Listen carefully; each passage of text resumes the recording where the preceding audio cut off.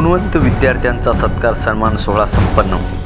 Rajarshi Shahu Maharaj high school, Jawahar Nagar, तुप्पा तालुका, जिल्हा नांदेड येथे छत्रपती राजर्षी शाहू महाराज यांच्या जयंतीनिमित्त गुणवंत विद्यार्थ्यांचा सत्कार सोहळा संपन्न.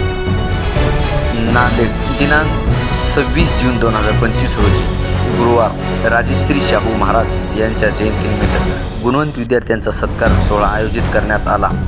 दरवर्षीप्रमाणे याही वर्षी राजश्री शाहू महाराज हायस्कूलचा 100% निकाल लागला असल्यामुळे विद्यार्थ्यांमधील गुणवत्ता व त्यांचे मनोबल वाढावे म्हणून गुलाबाचे फूल व शाल घालून त्यांचा मान सन्मान करण्यात आला.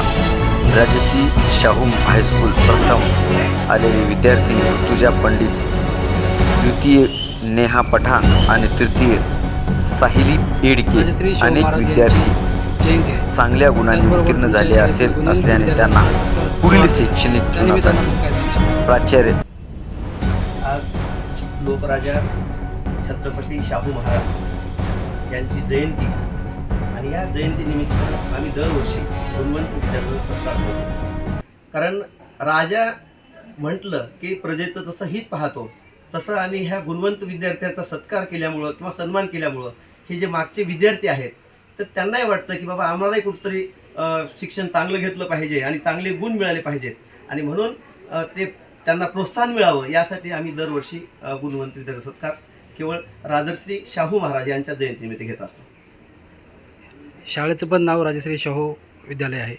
त्यानिमित्तानं विद्यार्थ्यांचा पर्सेंटेज टक्केवारी किती आहे विद्यार्थ्यांची यावर्षीची टक्केवारी 80%च्या वर गेलेली आहेत लेकरं.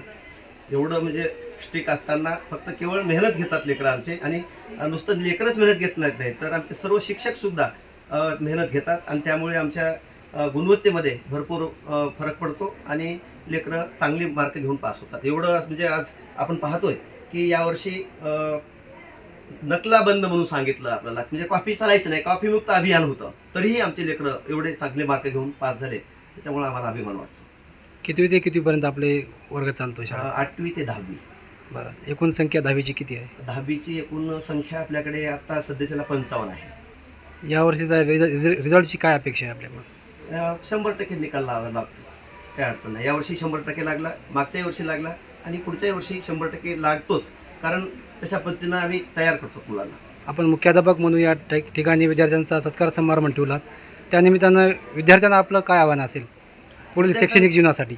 विद्यार्थ्यांना एवढंच आव्हान आहे आमचं की लेकरं शिकले पाहिजेत आणि चांगल्या पदावर गेले पाहिजेत.